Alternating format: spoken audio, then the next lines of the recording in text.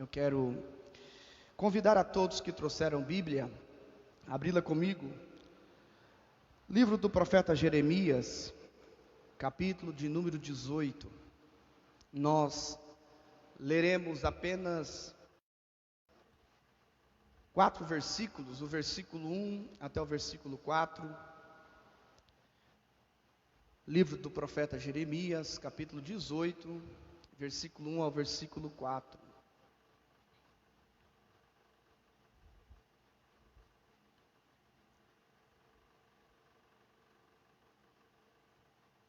Quem encontrou, diga eu. Maravilha. Vamos lá?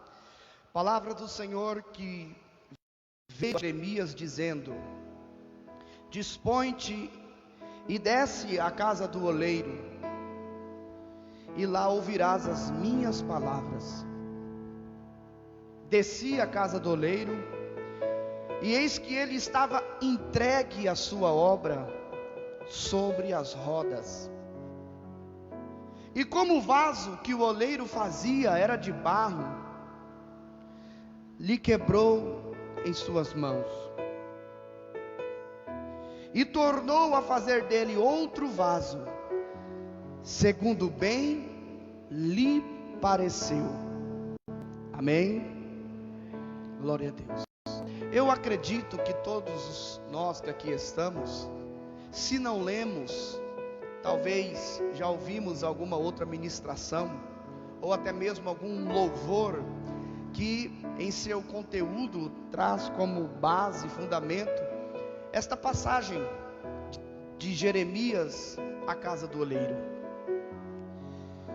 Quando nós olhamos para a vida deste profeta chamado Jeremias, que compõe o conjunto dos profetas maiores,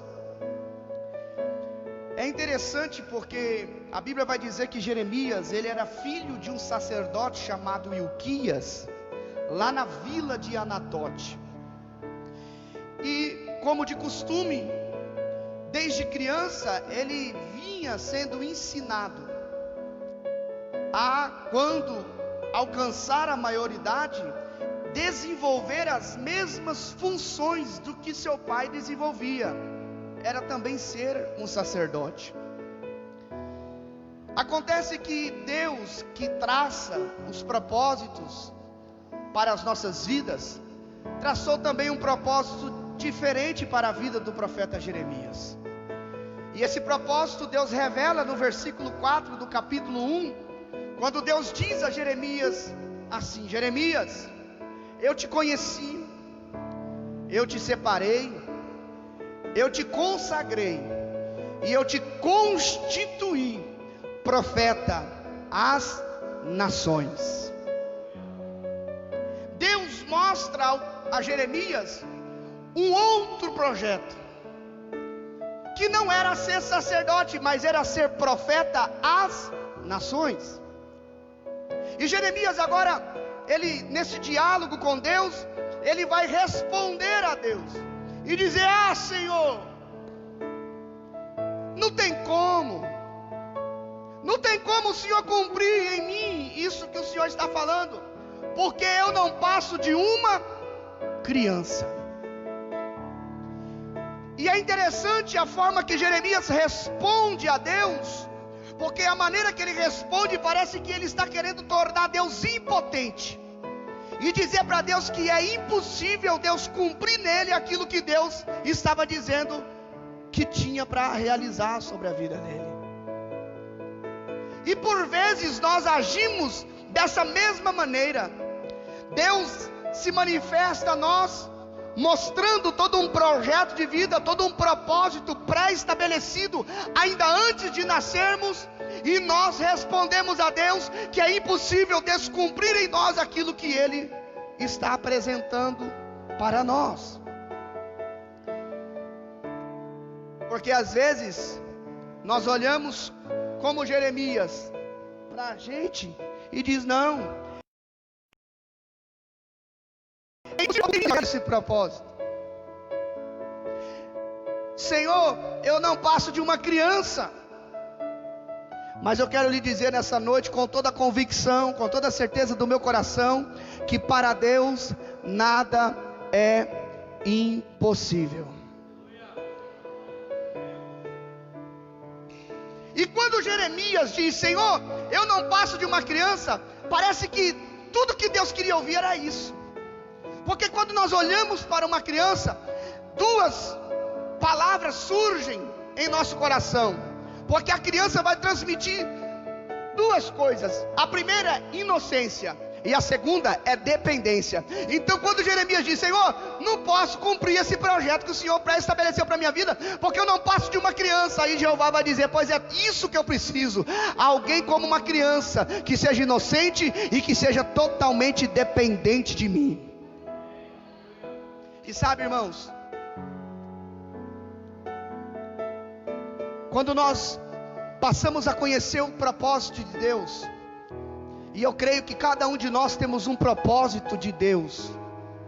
Cada um de nós que estamos aqui temos um propósito de Deus. E às vezes nós achamos que é impossível Deus cumprir em nós esse propósito. Sabe por quê? Porque nós queremos entender o propósito de Deus com o pensamento do presente. Queremos entender um projeto de Deus com o pensamento do presente. Como assim?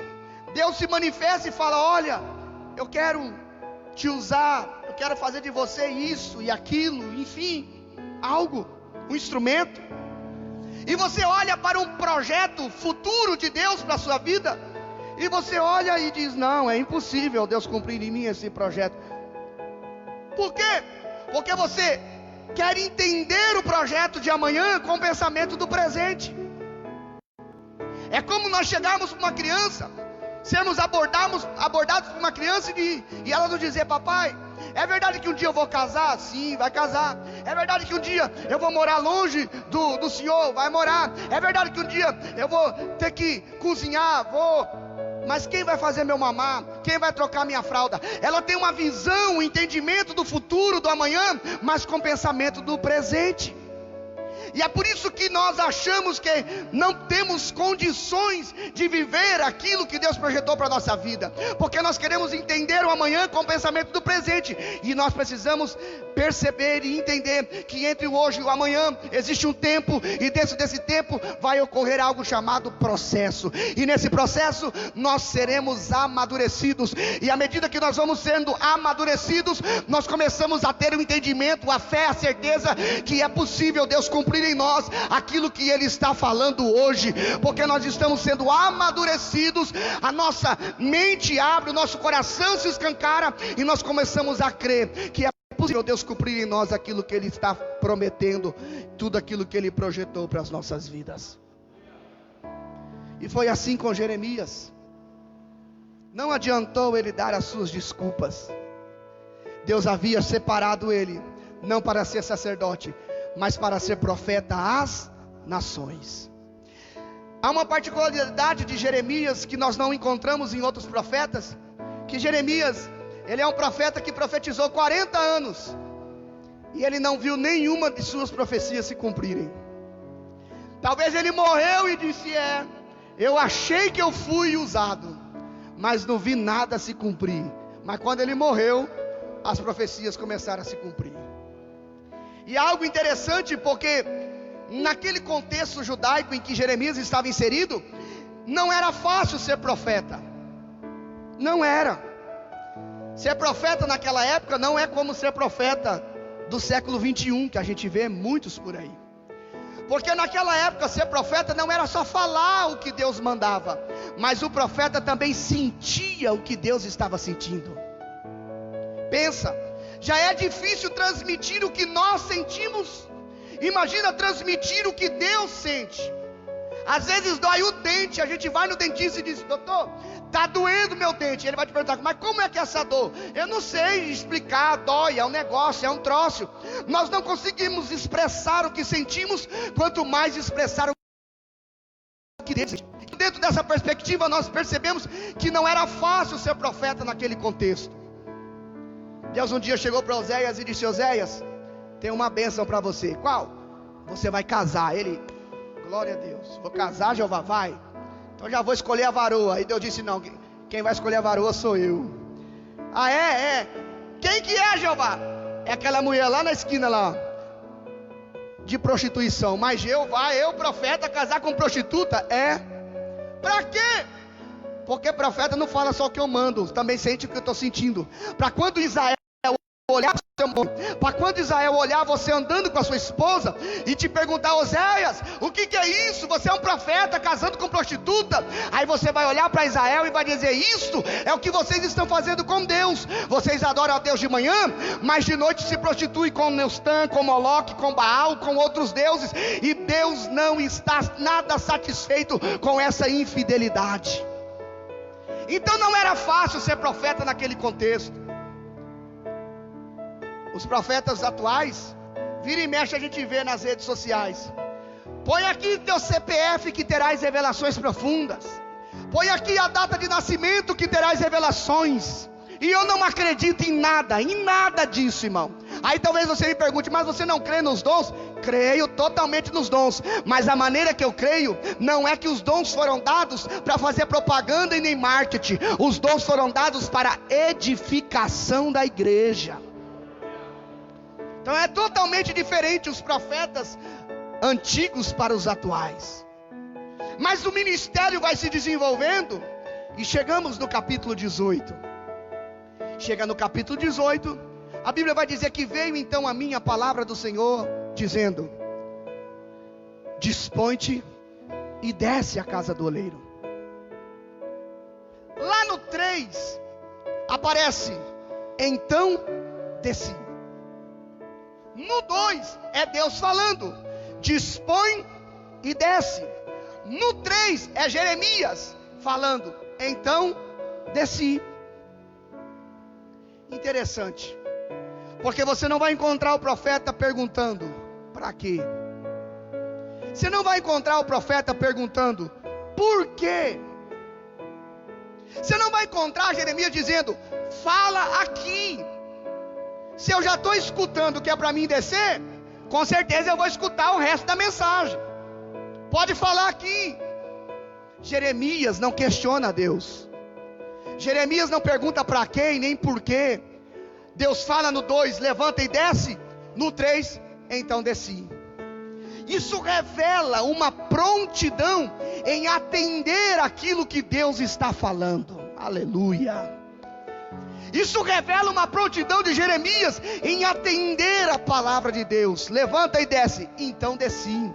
Ele não pergunta para quê e por quê, como inúmeras vezes nós fazemos. Jeová, para que isso? Por que disso? Para que tanto? Para que tudo isso? Não, nós precisamos, como Jeremias, ter o entendimento que quem estabelece a forma, quem estabelece a didática, não somos nós. Quem estabelece a forma e a didática é Deus. Aleluia. E se é Deus que estabelece a forma didática, cabe a nós apenas, aleluia, obedecer a sua palavra e chegar ao lugar aonde Ele quer que nós cheguemos, para ouvir a sua voz.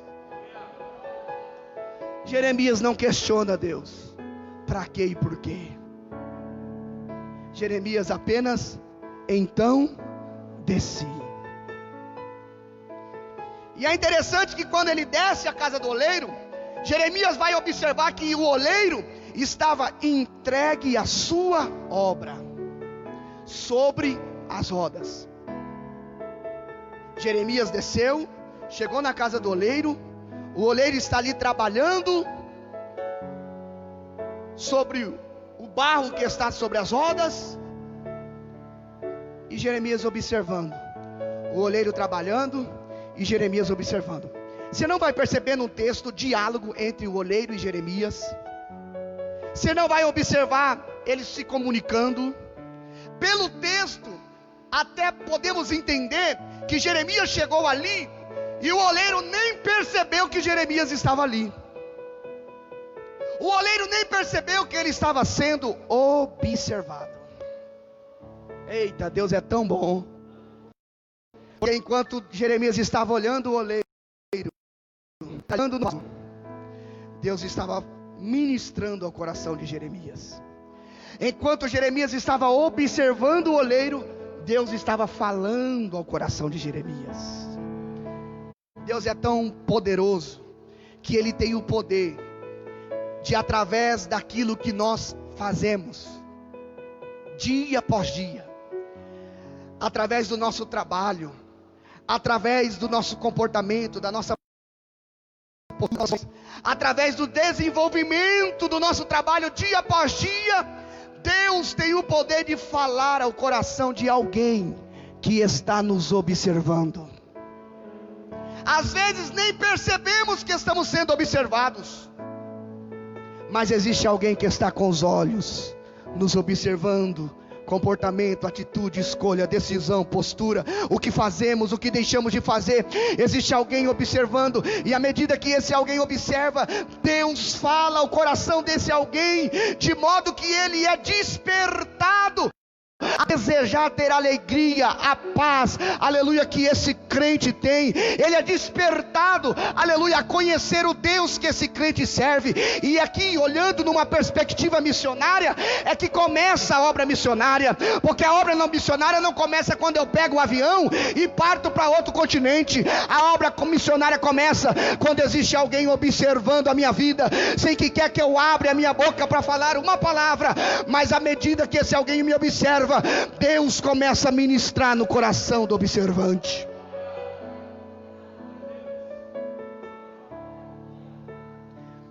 E Jeremias observa e Deus vai falando. Jeremias observa e Deus vai falando. É por isso que a liderança insiste: seja luz, seja sal, dê exemplo. Por quê?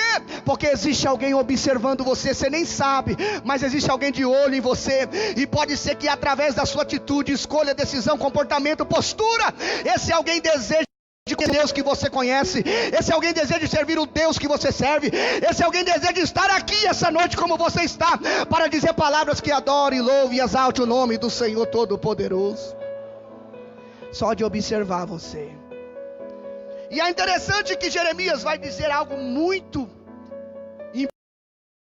importante, que o oleiro estava entregue à sua obra.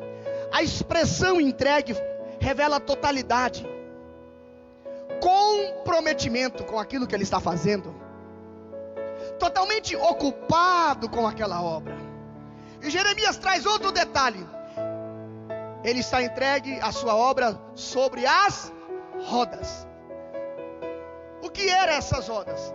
Eram duas rodas de pedra e um pau no centro,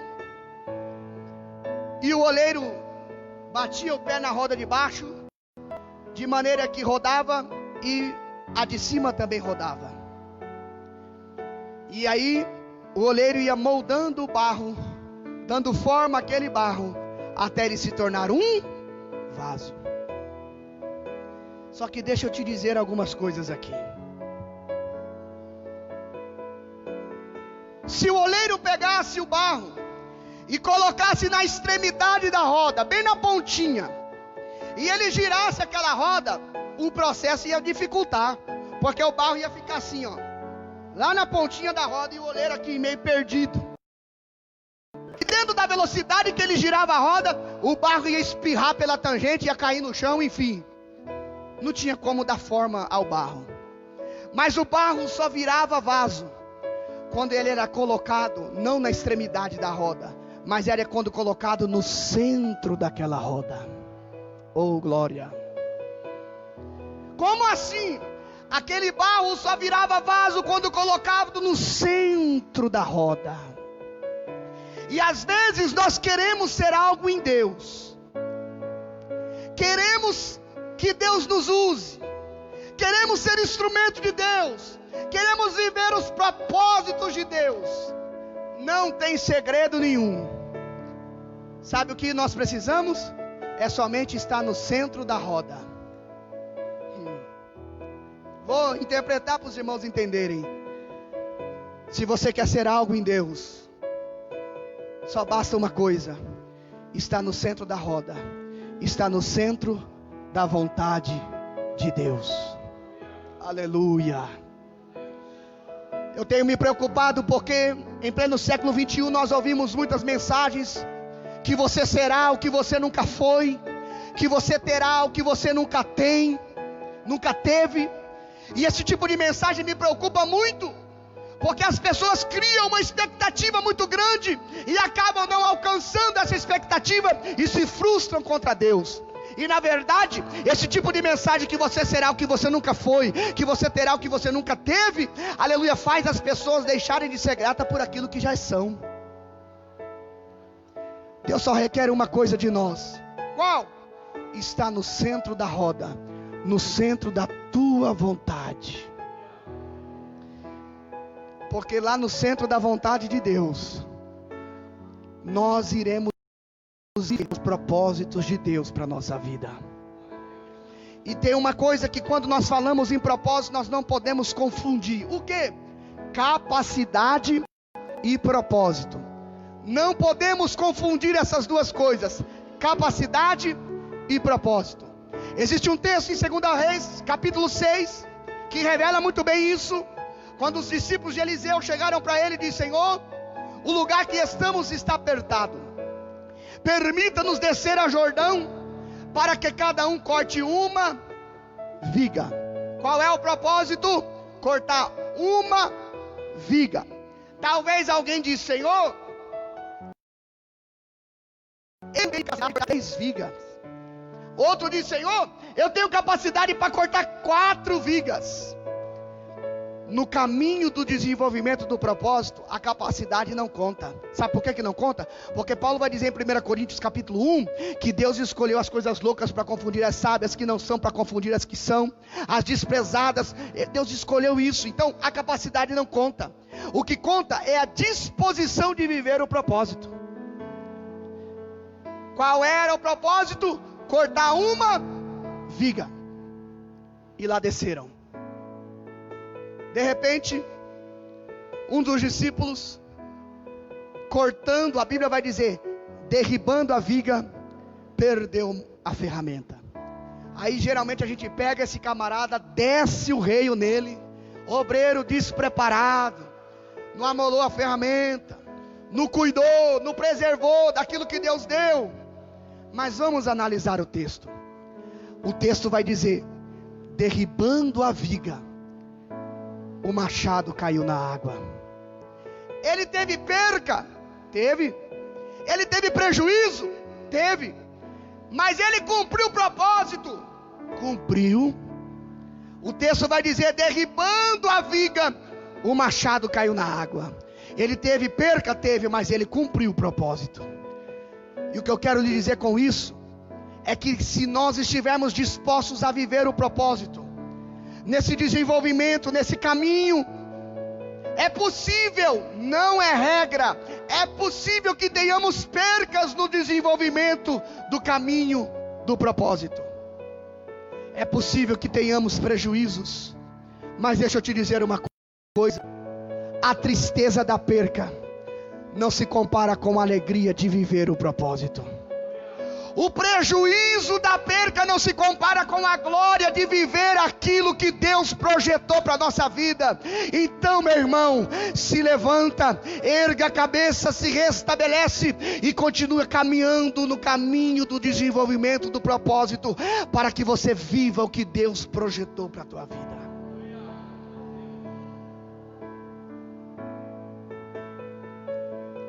Viva os propósitos. Não faça como Israel. Israel tinha propósitos tão maravilhosos, tão intensos, mas chegou um tempo que Israel deixou de viver os propósitos. Sabe para quê? Para viver os momentos. Deixaram os propósitos que são eternos, duradouros, aleluia, para viver os momentos que são passageiros. Israel viveu isso. Sansão nasceu com o propósito, mas deixou o propósito para viver momentos. E nessa noite eu não sei como você chegou aqui, a sua condição espiritual, a sua condição emocional, a sua condição sentimental. Eu não sei nada da tua vida, mas eu sei de um Deus que sonda e conhece o nosso coração, a nossa alma. Ele sabe como adentramos por aquela porta. E eu quero lhe dizer nessa noite: não vale a pena deixar de viver os propósitos para viver os momentos. Se você não está tendo força para resistir o momento, é a noite de você clamar a Deus para que Ele te fortaleça, para que você não saia do caminho dos propósitos e caminhe nos caminhos dos momentos. Enquanto Jeremias observava o oleiro trabalhar no vaso, sobre as rodas, algo assustador aconteceu. Repita comigo assim: o vaso se quebrou. Não foi quebrado, porque se fosse quebrado, a culpa seria do oleiro. Não tomou cuidado, não prestou atenção. Mas isso não procede, porque no versículo anterior Jeremias já disse: ele está entregue à sua obra, comprometido. Fala de totalidade. O vaso não foi quebrado, o vaso se quebrou. Por quê? Porque é da natureza do vaso se quebrar. É da natureza do vaso rachar, trincar. Por quê? Porque ele é pó, ele é barro. Mas deixa eu te dizer uma coisa: você sabe quando e como o vaso se quebrou? Não foi quando caiu no chão. Ele se quebrou, sabe na onde? Nas mãos do oleiro. O vaso está quebrado, tá, mas está na onde? Na mão do oleiro. Está trincado, tá, mas está na onde? Na mão do oleiro. Não tem mais força? Não tem, mas está na mão do oleiro. Ah, perdeu perspectiva, esperança, não crê mais em nada, está frio, está morno, não tem mais vida espiritual, mas está na mão do oleiro. Isso revela o que? Uma esperança. Esperança de quê? Do oleiro reconstruir a nossa vida, a nossa estrutura. Uma esperança de quê? Que se nós estivermos na mão do oleiro, ele não faz remendo, ele faz um vaso novo. Aleluia. E sabe, você pode ter entrado aqui só o caco, só os cacos. Nem os cacos, vão diminuir os cacos, só o pó, que já é o caco triturado, é o pó. Porque tem gente tá até assim, tá com a vida espiritual toda troncha. Não, mas tá bom, eu vou no culto, escuto o hino, arrepio, escuto a mensagem, arrepio. Quando você escuta o hino nacional, a gente arrepia também. Não é todo arrepio que é Deus. E você sabe se você está com a vida espiritual troncha ou não. Se você está quebrado, esmiuçado, só o pó. Aí tem gente que diz assim: rapaz, quer saber? Para minha vida não tem mais jeito nenhum. Acabou, está tudo acabado. Não tem mais, não tem mais jeito. Aí de repente o próprio camarada diz assim: você quer saber? Só se eu nascer de novo. Não tem mais jeito essa vida? Então é só se eu nascer de novo. Pois esse é o segredo, irmão. Esse é o segredo, nascer de novo. Jesus veio pregando essa mensagem no Novo Testamento, dizendo: ei, vem nascer de novo. Vem nascer de novo. Aí pergunta: mas Jeová, como que é que se dá esse processo, nascer de novo?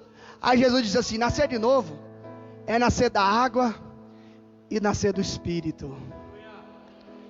Como que é, Jeová? Você vem só o pó, eu misturo com a água, faço barro. Depois do barro, eu faço um vaso. Depois de vaso, eu encho do meu espírito. Eita, tem esperança para a nossa vida, tem esperança para a nossa história, tem esperança para a nossa casa. Você pode estar rachado, trincado, quebrado, só o pó, mas você não está no chão, você está na mão do oleiro. E o oleiro tem poder de refazer a tua vida, a tua história, de reconstruir você novamente. Aleluia. Ele tem o poder.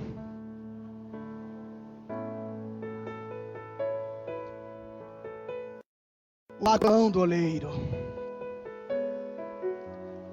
Jeremias chega lá na casa do oleiro. Ele vê barro, vê o oleiro, vê as rodas, vê os instrumentos de trabalho do oleiro. Mas tem uma coisa que Jeremias não vê. Sabe o que é? Lata de lixo.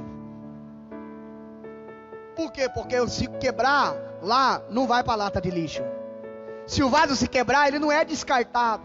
Igual esse copo aqui. Eu bebi nele, ninguém mais vai beber. Vou descartar, jogar fora, vai pro lixo. Lá na casa do oleiro, não. Se quebrou, tá na mão, volta para a roda, pro centro da roda, e vai se tornar um vaso novamente. Sabe por quê? Porque o oleiro não vai desistir de nós. O oleiro não vai nos perder. O oleiro não vai nos descartar. Há muito tempo atrás eu vi uma história que dizia assim, do menino que fez um barquinho e queria ver o barquinho dele flutuar. Foi lá no mar, colocou o barquinho flutuando e ele se alegrando que o projeto dele deu certo. Mas ele não percebeu que a onda vem e vai, né?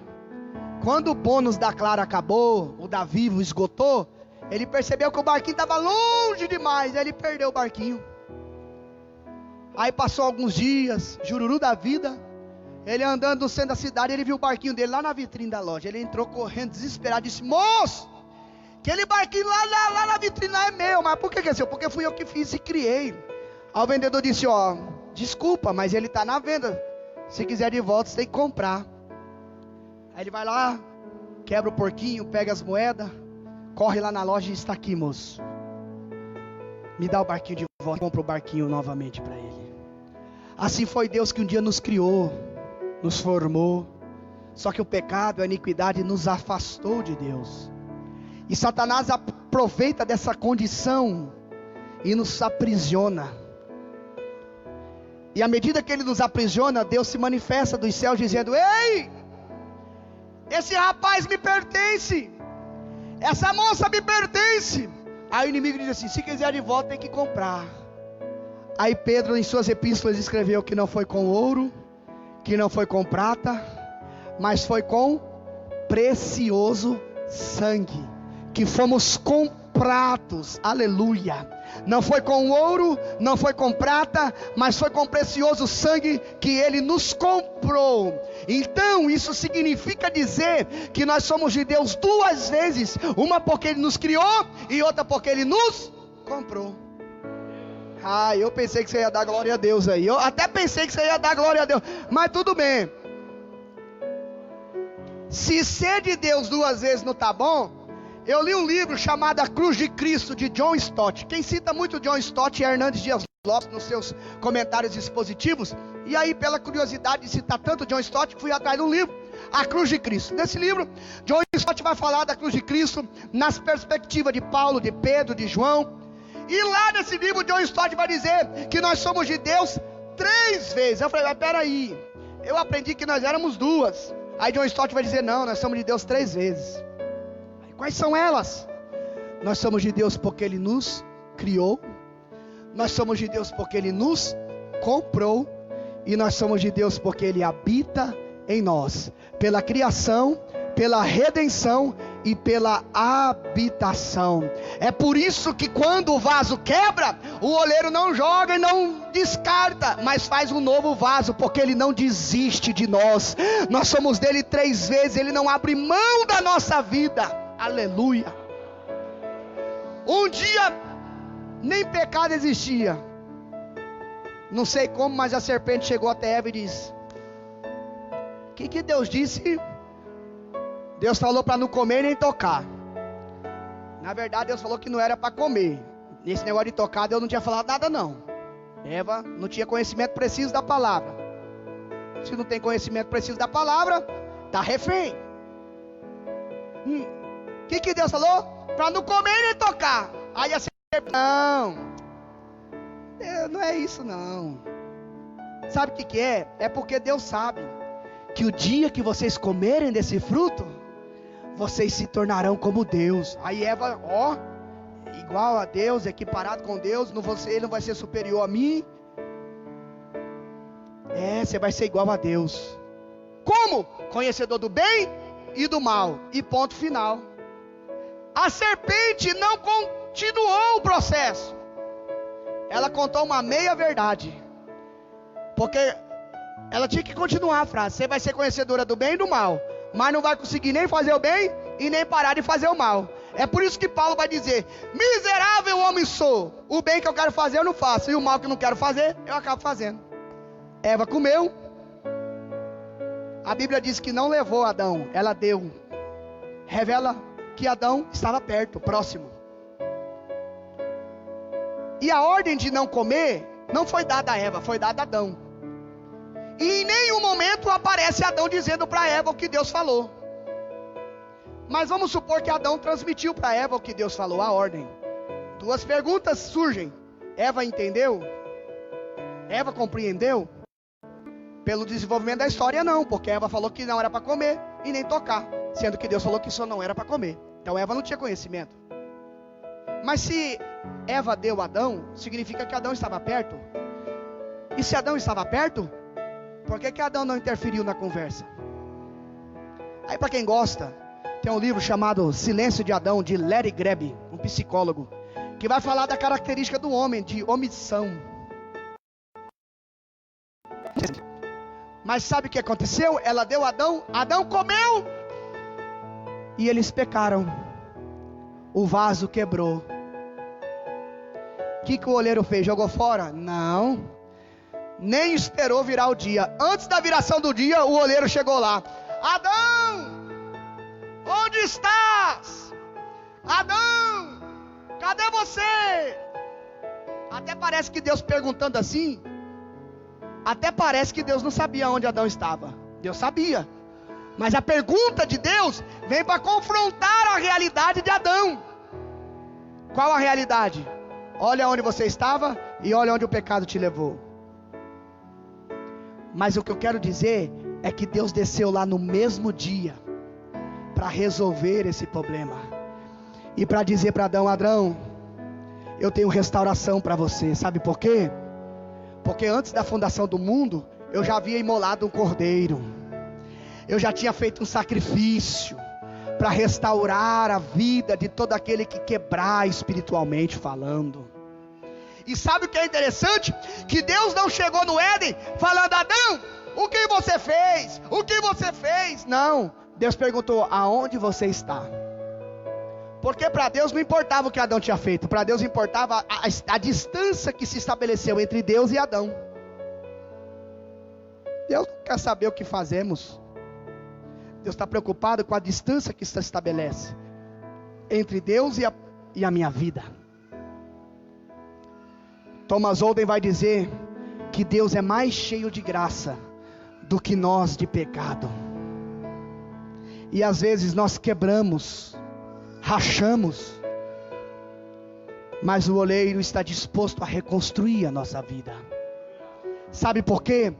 Porque o oleiro tem um projeto e um propósito para cada um de nós. E Ele quer que nós vivenciamos esse propósito. E deixa eu lhe dizer uma coisa. Para encerrarmos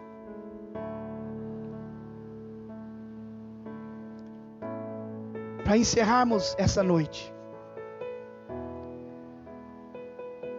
Não sei como você está aqui, mas um dia o apóstolo Paulo disse assim: aquele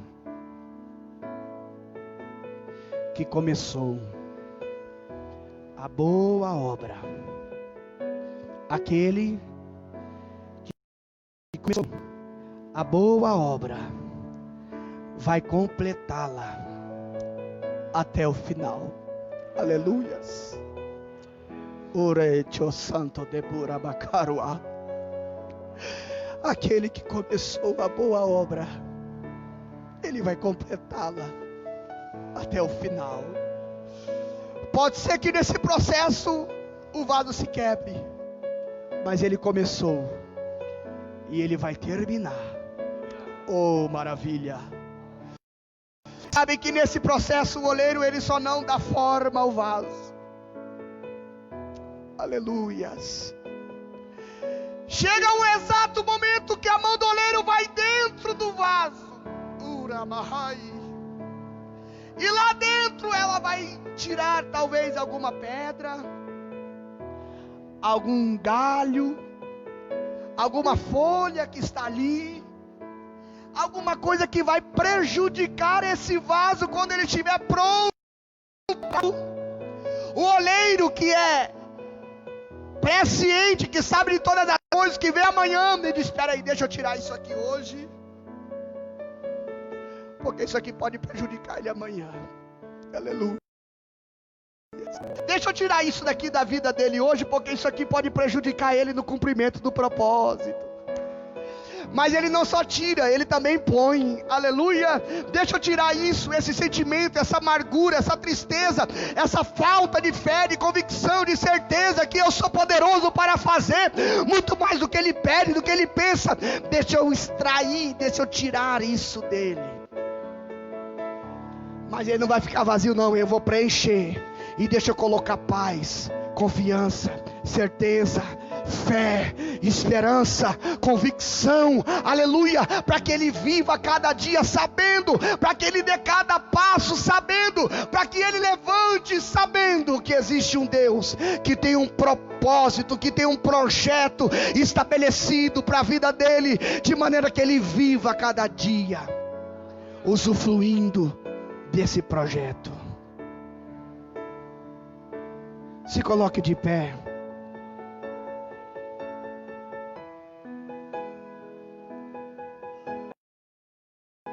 Talvez tenha alguém que tenha projetos como Jeremias, profeta das nações.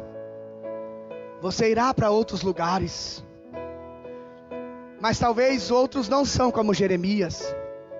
Talvez o projeto de Deus para você é que você pregue apenas no corredor de um hospital.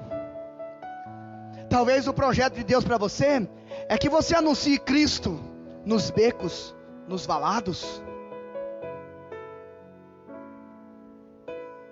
Eu não sei, mas o Deus que você serve sabe, e com certeza você também sabe.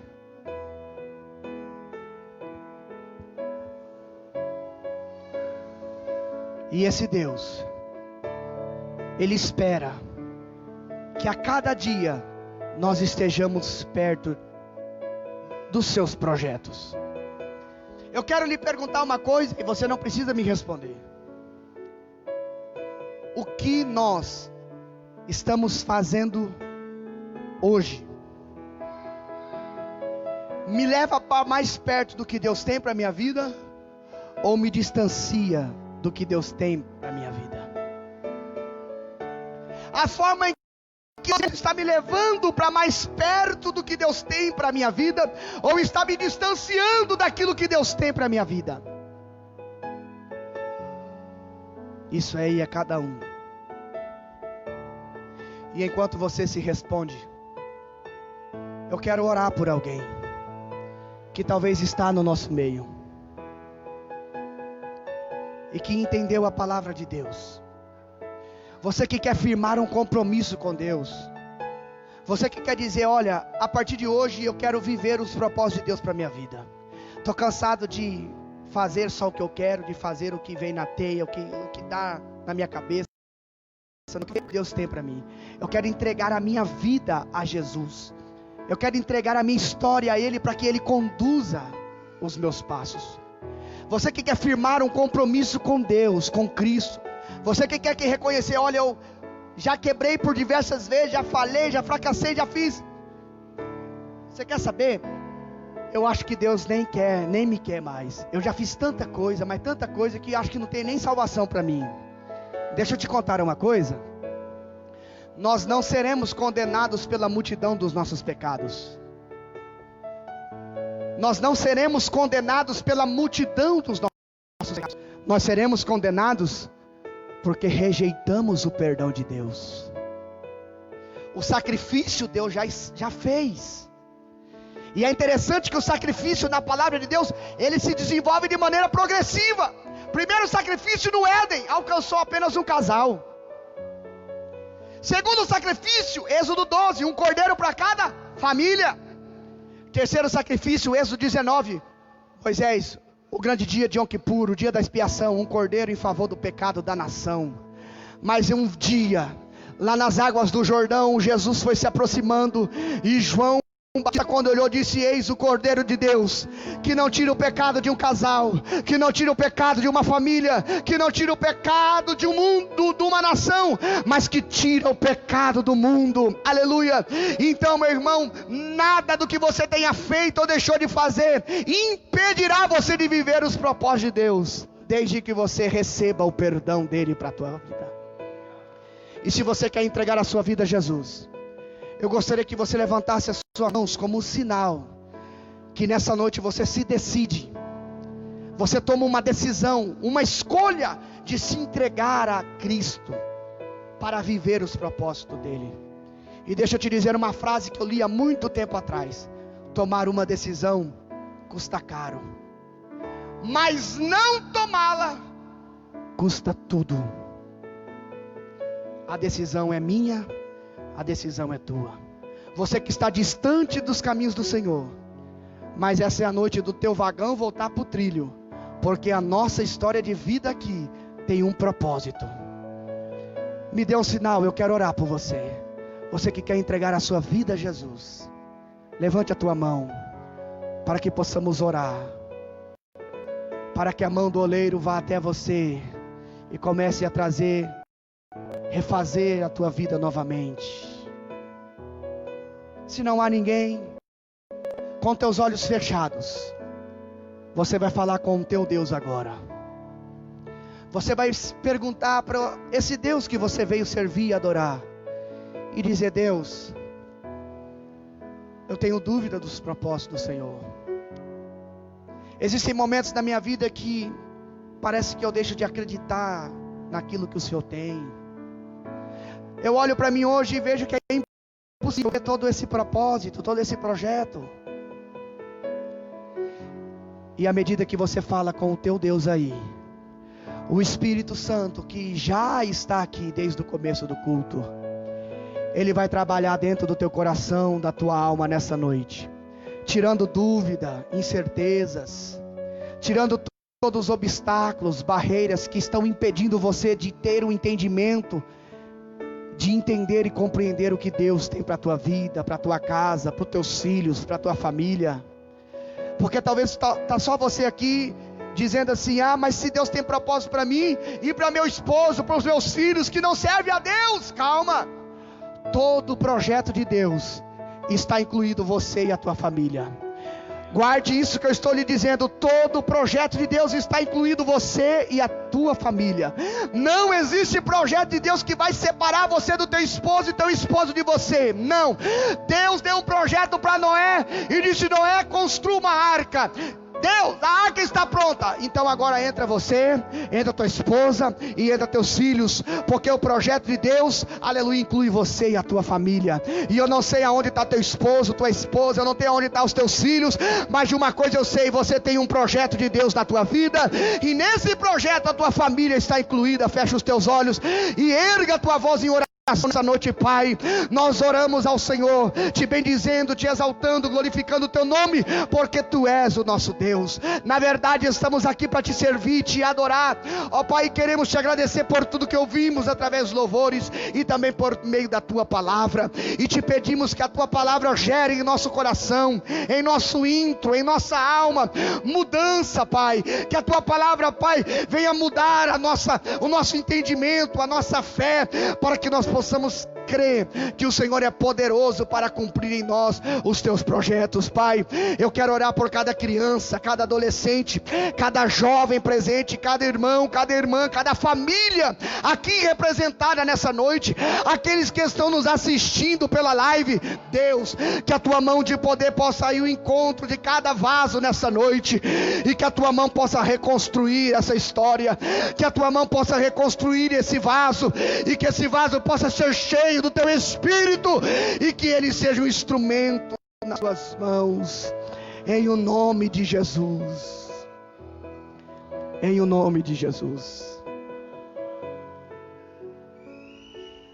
Eu sei que nós estamos longe um do outro, distante, com máscara, mas diga para essa pessoa perto de você: Fala, deixa Deus trabalhar em você. Porque depois, fala, porque depois Ele vai trabalhar com você. Aleluia. Hoje Deus está trabalhando em você, mas daqui um dia Deus vai trabalhar com você. Aleluia. Hoje Deus está moldando, lapidando, transformando você, mas daqui pouco tempo Deus estará usando você e o nome dele será glorificado na tua vida. Deus abençoe os irmãos em Cristo Jesus. Eu agradeço a oportunidade.